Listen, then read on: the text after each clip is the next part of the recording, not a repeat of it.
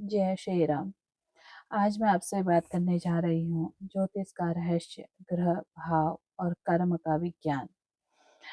तो आप सभी को मैं कहूँगी कि अगर आपने अभी तक वेदांत ज्योतिष बाय नमिता चैनल सब्सक्राइब नहीं किया है तो चैनल को सब्सक्राइब कीजिए और अंत तक वीडियो में बने रहिए। आप इसमें ज्योतिष को संपूर्ण रूप से अंत तक समझ जाएंगे। क्या सच में हमारी कुंडली से हमारा भाग्य या हमारा भविष्य लिखा होता है? क्या ग्रह हमारी किस्मत बनाते हैं या हम खुद? और अगर सब कुछ पहले से तय है तो कर्म का रोल क्या है? आज मैं आपसे बात करूंगी ज्योतिष के विज्ञान की, ग्रहों की ऊर्जा की और जीवन में उनके वास्तविक प्रभाव की।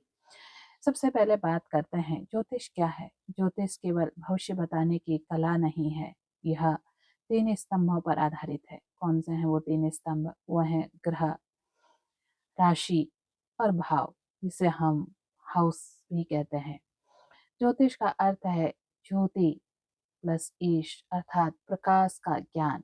यह हमें अंधकार से प्रकाश की ओर ले जाता है। और मैं अगर 9 ग्रहों की बात करूं तो सबसे पहले सूर्य। सूर्य किसके कारक हैं? सूर्य है हमारी आत्मा, सूर्य है हमारे पिता, सूर्य हमें नेतृत्व करना सिखाते हैं। अगर हम वर्तमान में सरकार को देखते हैं तो वहाँ भी सूर्य की मौजूदगी है। मजबूत सूर्य हमें आत्मविश्वास देता है और कमजोर सूर्य हमें आत्मसंदेह देता है। अब बात करें अगर चंद्रमा की, तो चंद्रमा हमारा मन है, हमारी भावनाएं हैं, हमारी माता। और चंद्रमा स्थिर जीवन प्रदान करता है। चंद्रमा के बाद हमें जो सबसे ज्यादा हमें ऊर्जा देते हैं वो है मंगल। मंगल हमें साहस देते हैं। भूमि हमें मंगल ही देते हैं, इसे इसलिए भूमि पुत्र भी कहा गया है। मंगल के बात करें हम बुध। बुध हमें वाणी देते हैं, हमारी बुद्धि बुद्ध पर ही निर्भर करती है। व्यापार का कौशल हमें बुद्ध सिखाते हैं। संवाद की कला हमें बुद्ध देते हैं, जिसका संवाद कौशल बहुत बेहतरीन होता है, उनके बुद्ध अच्छे होते हैं। गुरु हमें ज्ञान देते हैं, धर्म का विस्तार देते हैं और भाग्य की जागृति भी गुरु करते हैं। शुक्र हमें प्रेम सिखाते हैं, शुक्र हमें सुख ऐश्वर्य देते हैं। कला शुक्र की ही देन है। और शनि हमें कर्म सिखाते हैं, कर्म में अनुशासन और अपने कर्म में न्यायप्रियता, ये सब शनि की ही देन है। अब मैं बात करूं राहु। इस कलयुग में राहु की सबसे बड़ी महिमा है और इस कलयुग में राहु ही सूर्य के साथ राजा है। राहु हमें बहुत बड़ी ऊंची महत्वाकांक्षाएं देता है। विदेश जाना राहु है, विदेशी चीजों का इस्तेमाल, उन पर हमारा मन रमना राहु है। और उससे भी बड़ा हमें राहु भ्रम देता है। केतु। केतु हमें मोक्ष प्रदान करने वाला ग्रह है, आध्यात्मिक ग्रह है और वैराग्य का ये एक ग्रह है। अब मैं आपसे बात करती हूँ हमारी जन्म कुंडली के 12 भाव, यानी कि जो 12 हाउस हैं वो क्या हैं। वो हमारी इस पूरी जन्म कुंडली की शक्ति है। सबसे पहले अगर मैं भाव की बात करूं तो पहला भाव हमें व्यक्तित्व प्रदान करता है। पहला भाव हमारा व्यक्तित्व, हमारा चरित्र सब कुछ बता देता है। दूसरा भाव हमारा धन, कुटुंब, पूरा जो हमारा होल कुटुंब है, जिसमें हमारा ननिहाल घर सब कुछ आ जाता है। तीसरा भाव हमें साहस देता है। तीसरा भाव हमारे छोटे भाई बहनों का भी है। चौथा भाव हमें सुख देता है और यही हमें भूमि, भवन, वाहन भी प्रदान करता है।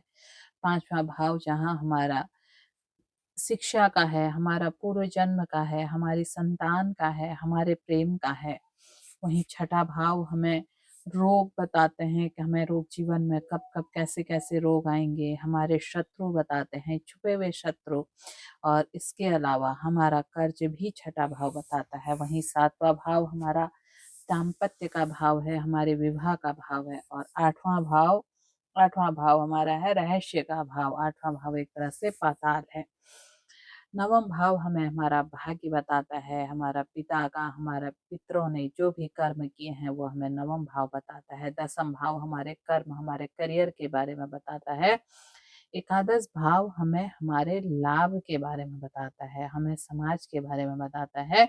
यही भाव हमें हमारे सोशल सर्कल के बारे में भी बताता है। द्वादश भाव जहाँ खर्च बताता है, व्यय बताता है, ये विदेश यात्राओं के बारे में भी बताता है, वहीं ये हमें मोक्ष के बारे में भी बताता है। संज्ञा सुख, नींद, ये सब हमारे 12वें भाव में आए। आप कितनी चैरिटी करेंगे, ये भी हमारे 12वें भाव में आता है। और इसके बाद मैं आपके सामने थोड़ा-सा बात करूँगी, अगर मैं राहु और केतु की बात अलग से नहीं करती हूँ, ग्रहण तो को यहाँ पर अक्सर देखा जाए भय, तो इस कलयुग में अशुभता और मोक्ष की बात नकारात्मकता करनी से हो, जोड़कर आध्यात्म देखा की बात जाता है, करनी हो तो लेकिन केतु ग्रह, सनातन और ज्योतिष माया और भौतिक जीवन आध्यात्मिकता की बात परंपरा करनी में हो, ग्रहण तो को जहाँ हम बैठने पहले की नहीं, इसको शुक्र से जोड़ते थे, जागने की राजनीति घटना को माना शुक्र गया से है। जोड़ते थे, आज इस यह कलयुग में वह वो समय सब होता है राहु जब ने प्रकृति, अपने ब्रह्मांड कब्जे में और ले लिया। मानव इसलिए चेतना के राहु बीच का एक जन्म सूक्ष्म कुंडली में बली परिवर्तन होना, घटित अच्छा होता होना है। आपको ग्रहण के निश्चित दौरान रूप से सूर्य, सफलता चंद्र और प्रदान करता पृथ्वी है। एक विशेष विशेष रूप स्थिति से में आ चौथे जाते भाव हैं, में जिससे केतु ऊर्जा अगर का हैं, प्रवाह तो ये सामान्य आपके दिनों से आंतरिक भिन्न हो वैराग्य जाता को है। जगाएंगे। चंद्रमा आंतरिक मन का वैराग्य कारक है। जब व्यक्ति को हमारे आ जाता विचार, है, ऐसे में भावनाएं, सारी माया स्मृतियां, उसके पास भय, होने के इच्छाएं बावजूद भी वो सब सब उसी से छोड़ने को जुड़े हैं। तैयार रहता है। जब चंद्रमा और पर ऐसे ग्रहण व्यक्ति लगता को है तो मिलता भी है, वास्तव में क्योंकि हमारे इसके भीतर दसम के भाव में राहु मनोमंडल होता पर है।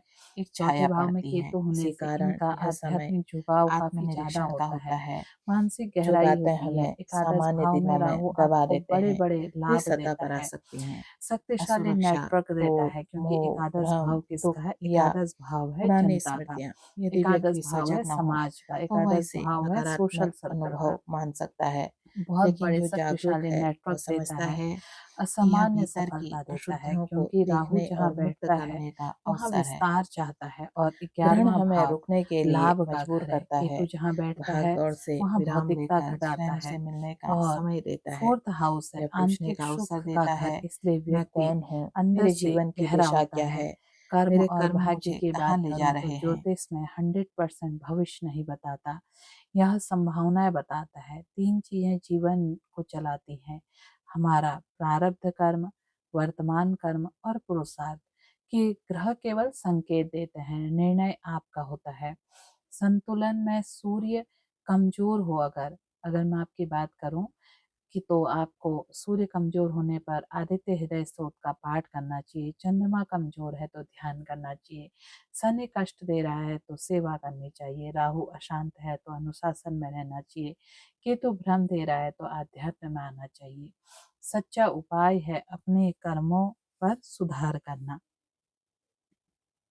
ज्योतिष डराने का विज्ञान नहीं है, यह जागरूक जागरूक करने का विज्ञान है। ग्रह आपको नियंत्रित नहीं करते हैं, वे आपकी ऊर्जा को प्रतिबिंबित करते हैं। अगर आप जागरूक हो जाएं तो आपकी कुंडली में सबसे बड़ी ताकत बन जाती है वह ग्रह। अगर मैं आपसे कहूँ कि आप किसी एक ग्रह को साध लें तो वही ग्रह आपको सब कुछ दे देता है। अगर आप सरकार शासन से जुड़े हैं तो आप सूर्य को साधें। अगर आप व्यापार से जुड़े हैं तो आप बुध को बल प्रदान करें। और अगर आप कोई भी ऐसा शुक्र से रिलेटेड वर्क करते हैं तो आप शुक्र को साधें। और अगर आप सेवा कर रहे हैं, किसी एनजीओ को चला रहे हैं तो आप शनि को बल प्रदान करें। हम अपने इन भावों को जब इस तरह से ठीक कर लेते हैं, माना कि कोई रेस्टोरेंट का काम करता है तो उसके साथ उसका शुक्र और चंद्रमा भी बली होना चाहिए। आप अगर समाज की सेवा कर रहे हैं तो आप शनि को बलवान करें। शनि बलवान होता है हमारे नियमित रूप से, जब हम अपनी दिनचर्या को सही कर लेते हैं तो इससे हमारे शनि बलवान हो जाते हैं। आप राजनीति में हैं तो आप सूर्य को बलवान करें। सूर्य बलवान होने से आपको सत्ता प्राप्ति होने की पूरी पूरी संभावनाएं हो जाती हैं। तो हमें अलग अलग कर्मों के हिसाब से अलग अलग अपने ग्रहों को बलवान करना होता है। कोई किसी के भी 9 ग्रह पूर्ण रूप से खराब नहीं होते हैं। वीडियो अच्छा लगा तो लाइक करें, शेयर करें। जय श्री राम।